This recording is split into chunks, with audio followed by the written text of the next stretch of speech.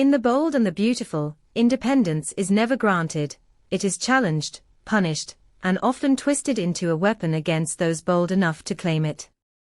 That truth crystallizes with brutal clarity on the night Katie Logan Spencer finally defines Logan not as an inheritance borrowed from history, but as a living declaration of autonomy, vision, and refusal to remain subordinate to Ridge Forrester and the mythology of Forrester creations.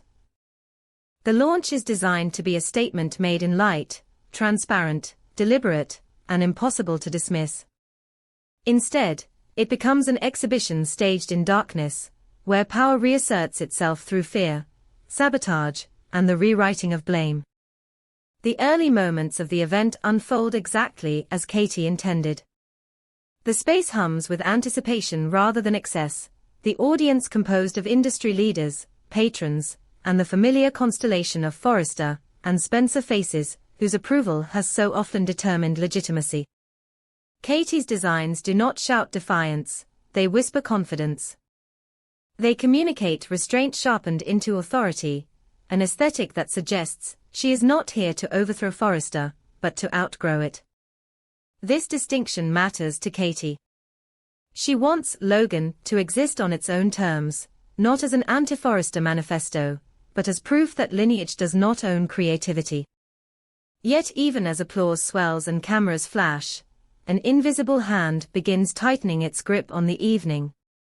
The blackout arrives not as an accident, but as a calculated interruption. Lights snap off with surgical precision, plunging the venue into confusion. Security protocols falter under pressure, radios crackle with conflicting orders, and guests, accustomed to curated glamour, are reduced to silhouettes and whispers. Panic spreads not because of what is seen, but because of what is anticipated. In this vacuum, fear becomes contagious. Then the voice cuts through the darkness, familiar enough to freeze breath in throats across the room. Luna Nozawa does not announce herself as a survivor or a fugitive. She announces herself as an author. When the lights return in fractured pulses, Luna stands revealed not as an intruder, but as a director stepping onto her own stage. She does not threaten the crowd. She thanks them for attending, for watching, for bearing witness to what she calls the truth. What Luna does next is far more devastating than terror. She reframes the entire night. She claims authorship over the blackout, over the security breach, over the timing and symbolism of her return. In front of cameras already rolling, she declares that this launch was never merely Katie's, it was the perfect door. Not forced open, not broken into, but opened willingly by a woman so eager to prove independence that she failed to recognize the darkness waiting on the other side. The accusation lands with cruel elegance. Luna does not call Katie malicious, she calls her naive. She suggests that ambition without vigilance is complicity, that rebellion without caution invites consequence. In a single stroke, she transforms the narrative from sabotage to exposure. The launch becomes not a crime scene, but a confession in Luna's telling, a moment where Katie's defiance against Forrester allegedly created the vacuum Luna needed to return. The effect is immediate and merciless. Sponsors who once praised Katie's courage now see only risk. Calls are made before the lights fully stabilize. Commitments are withdrawn with polite urgency, contracts paused pending review. In the modern economy of perception, association is everything, and Luna has poisoned the well in seconds. The press, hungry for spectacle, frames their lenses accordingly. Katie is no longer photographed as a visionary entrepreneur, she is captured mid-reaction, stunned, isolated, defenseless. Headlines crystallize before facts can catch up, branding her the face of a catastrophic PR failure. Within the walls of Forrester Creations, the reaction is swift and chillingly restrained. No public gloating, no overt celebration. Instead, quiet statements circulate, sympathetic on the surface, judgmental beneath. The word inevitable appears more than once. For some, this is karma disguised as coincidence, proof that breaking from the family narrative invites ruin. The subtext is unmistakable. This is what happens when you betray the institution that made you visible in the first place. For Katie, the fallout is existential. She understands immediately that this is not merely about reputation or revenue. Luna has attacked the foundation of her independence by recasting it as recklessness. The cruelty lies not in the sabotage itself, but in the framing. Katie is forced to defend not just her brand, but her right to have built it at all. The question shifts from "Is Logan successful?" to "Was Logan irresponsible?" A subtle but lethal pivot. The psychological toll is staggering. Katie replays every decision, every calculated risk she took to separate herself from Forrester's shadow. She wonders whether independence is always punished more harshly when claimed by those expected to remain grateful. In the silence after the event, she recognizes the deeper wound. Luna has not just returned. She has rewritten the story in a way that makes Katie the hinge between past evil and present chaos. And yet, beneath the devastation, something else stirs. Katie realizes that Luna's greatest miscalculation, maybe assuming shame, will silence her. The attempt to brand her as the woman who opened the door ignores a crucial truth: doors are only dangerous when people believe they have no right to build their own. Luna's performance thrives on the idea that independence is reckless, that stepping outside the fortress invites monsters. Katie understands now that accepting that narrative would complete Luna's victory. The night ends not with applause, but with questions that refuse to rest. Trust is fractured, alliances tested, and the line between guilt and blame blurred beyond easy repair. Forrester may call it fate. The press may call it scandal. Luna may call it justice. But for Katie Logan Spencer, it becomes something else entirely: a crucible. In The Bold and the Beautiful, disasters are rarely endings. They are initiations. And as the city wakes to headlines dripping with accusation, Katie stands at the edge of something far more dangerous than failure: the decision of whether to retreat into silence, or reclaim the narrative from the darkness that tried to consume it. In the world of The Bold and the Beautiful, truth is never released whole. It is rationed, staged, and weaponized with surgical precision, especially by those who understand that perception is more powerful than fact. That is precisely how Luna Nozawa engineers the next phase of her revenge, by exposing Dylan as an accomplice, but only to the extent that it benefits her narrative. Luna does not seek full transparency. She seeks containment. Two villains are easier for the public to digest than a system of shadows, and so she gives the world just enough truth to stop it from asking the most dangerous questions too soon. At first glance, the revelation appears complete. Dylan is named, identified, and publicly framed as the sole collaborator, who helped Luna fake her death and re-enter Los Angeles undetected. The story fits neatly into a familiar pattern: two damaged individuals, bound by desperation and criminal intent, manipulating events from the margins. The public response is swift and decisive. Condemnation replaces confusion. Fear sharpens into certainty. The narrative solidifies around a simple conclusion: the nightmare had two architects, and now both have been unmasked. But simplicity, in this town, is always suspicious. As investigators begin to reconstruct the timeline, inconsistencies surface that refuse to align with the official story. Dylan's behavior in the weeks leading up to the Logan launch, once dismissed as instability or guilt, takes on a far more chilling dimension. Her constant anxiety, her fixation on phones and doors, her habit of memorizing schedules that did not belong to her, her unexplained absences within the house she shared with Will Spencer and Electra Forrester, all of it begins to look less like fear of exposure and more like the stress of sustained surveillance. The realization is slow, horrifying, and irreversible. Dylan may not have been living with Will and Electra, as a beneficiary of kindness, or as a co-conspirator acting out of loyalty to Luna. She may have been placed there. Embedded. Turned into a living conduit through which private lives were monitored, mapped, and exploited. The home that once symbolized fragile refuge becomes, in hindsight, a breached perimeter. Elektra is the first to feel the weight of this possibility in its full cruelty. Every moment she replayed as intuition, ignored now resurfaces as evidence. The times she felt watched without reason. The subtle disruptions in her routines. The sense that her private thoughts were somehow anticipated before she voiced them. These were not coincidences born of paranoia. They were symptoms of a long-term operation unfolding inside her own walls.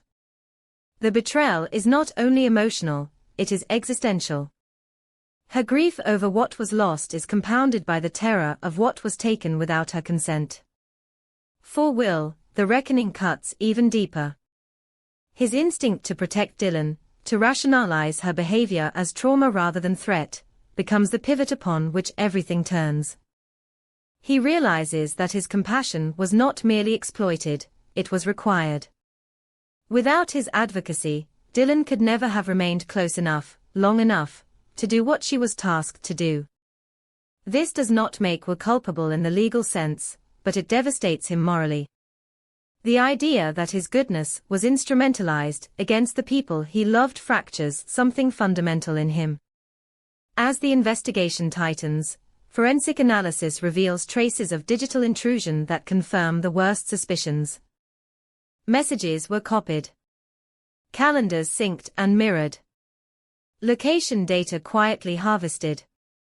Someone knew when people would be alone, when events would overlap, when security would be thinnest. The blackout at the Logan launch no longer looks like a daring improvisation. It looks like the final act of a plan rehearsed in real time, guided by intimate knowledge of movements and vulnerabilities. And yet, even as Dylan is arrested, even as evidence mounts, one question eclipses all others in its implications: who paid her? Dylan's financial records tell an incomplete story. There are deposits that cannot be traced to Luna, amounts inconsistent with what a fugitive could realistically provide. The money arrived in fragments, routed through intermediaries skilled enough to erase their footprints, but careless enough to leave patterns. Someone wanted Dylan close, compliant, and silent. Someone invested in her remaining exactly where she was, inside the lives of the people Luna claimed to hate. Interrogations yield little. Dylan does not deny her role, but neither does she expand it. Her silence is not defiant, it is protective. She answers questions with precision, never volunteering information beyond what has already been revealed.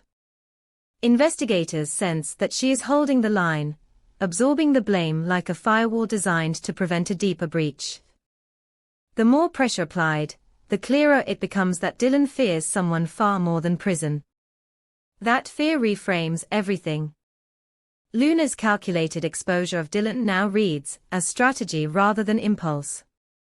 By pushing Dylan into the light, just enough, Luna redirects scrutiny away from the broader network that made her return possible. Two names dominate headlines. The third remains conspicuously absent. Whoever financed, coordinated, or benefited from Dylan's placement remains insulated by her silence and by Luna's theatrical misdirection. Speculation spreads quietly through elite circles. Whispers circulate about motives that go beyond revenge. Was this about dismantling the Forrester legacy from within? About punishing Katie Logan Spencer not only for independence, but for destabilizing an ecosystem others depended on? Or was Luna merely the face of a much colder operation, one that required chaos as cover? Forrester Creations watches the investigation unfold with guarded interest. Officially, they distance themselves from speculation. Privately, they understand the stakes. If Dylan was paid to monitor, then someone had access to internal rhythms, board meetings, security protocols, vulnerabilities long taken for granted. The idea that the blackout and public humiliation were only surface-level objectives suggests a deeper ambition: erosion, destabilization, the slow poisoning of trust. The most unsettling possibility is the simplest one. Dylan may not know the full truth herself. She may have been compartmentalized, paid to do a job without ever being told who ultimately stood to gain. That would explain her silence, not loyalty, but ignorance paired with fear. Protecting someone she cannot name, because naming them would expose how little control she ever had. As days pass, the city adjusts to a new baseline of suspicion. Homes are swept for devices. Phones are replaced. Schedules guarded like secrets. Intimacy becomes cautious. Every unanswered question widens the sense that the danger has not passed, it has merely shifted shape. Luna remains at large, her voice absent, but her influence unmistakable.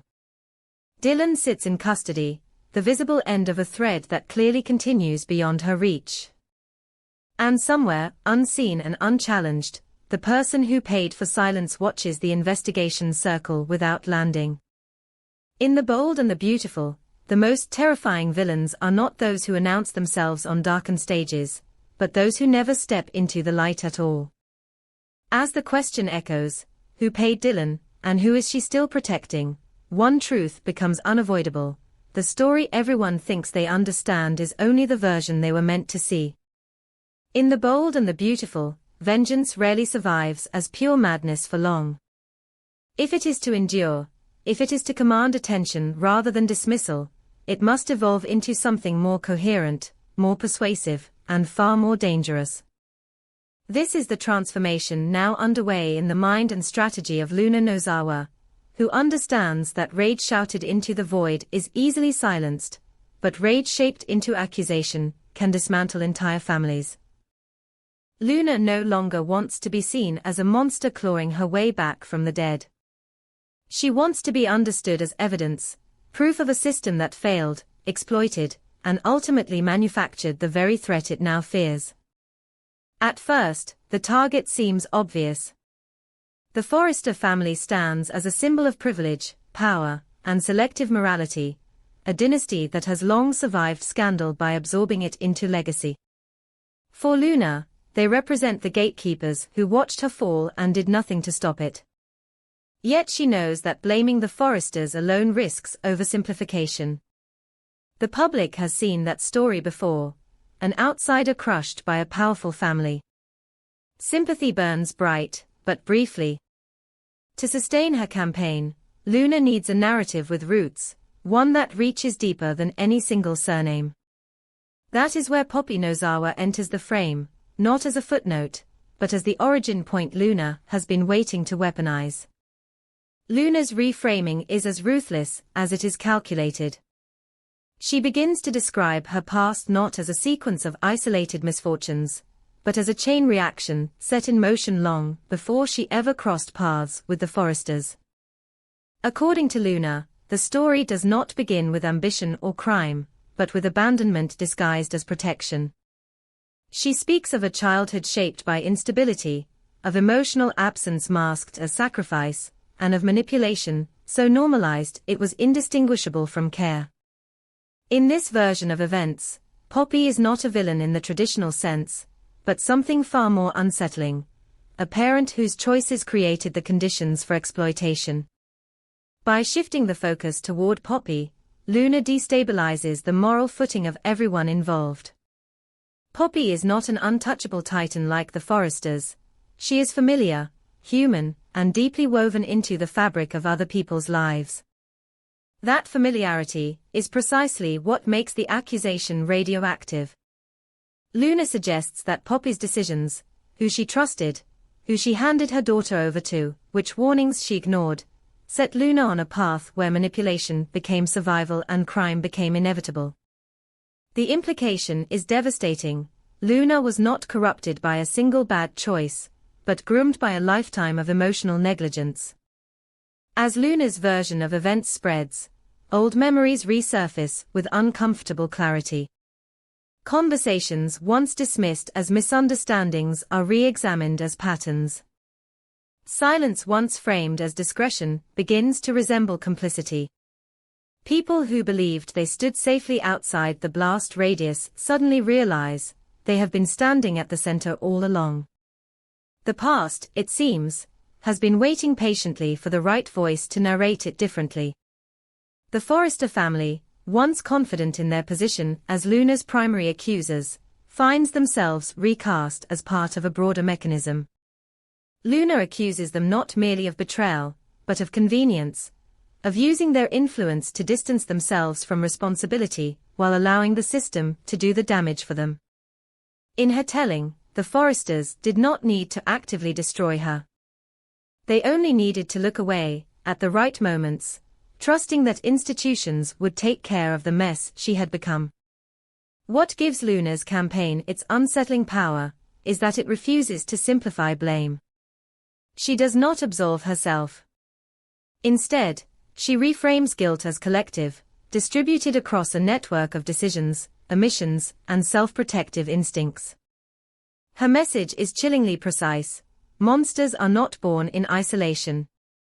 They are assembled, piece by piece, by environments that prioritize reputation over repair. As scrutiny intensifies, Poppy becomes the unexpected eye of the storm. Her past is dissected with a level of attention she has never faced before. Every move she made in the name of survival is questioned for its cost. Every attempt to shield her daughter is re-evaluated as potential exposure. Poppy insists she did the best she could with what she had, but Luna's narrative leaves little room for good intentions. In this story, impact matters more than motive, and outcomes outweigh excuses. The emotional fallout is immense. Poppy is forced to confront a version of motherhood stripped of its protective mythology. She must reckon with the possibility that love alone was not enough, that survival choices made under pressure carried consequences she never fully acknowledged. For the first time, she is not defending herself against strangers, but against a daughter who knows exactly where to aim. Meanwhile, the Forresters struggle to contain a crisis that no longer obeys their usual rules. Public opinion is fractured, uncertain whom to condemn and whom to pity. Legal defenses feel inadequate against an accusation framed as moral indictment. Luna has transformed her revenge into something resembling a trial of conscience, where verdicts are shaped by storytelling rather than statutes. What terrifies those in power most is that Luna's argument resonates. It taps into a growing discomfort with systems that claim neutrality while producing predictable harm. Her story aligns too neatly with other buried scandals, other forgotten casualties. Even those who despise Luna cannot entirely dismiss the uncomfortable logic of her claim that the system did exactly what it was designed to do, and she is simply its most visible outcome. As the lines blur between perpetrator and product, the narrative becomes impossible to shut down. Every attempt to silence Luna only reinforces her thesis. Every denial feels like further proof of institutional self-preservation. She is no longer asking for forgiveness or understanding. She is issuing an indictment, one that implicates families, courts, and cultural habits that reward power and punish vulnerability.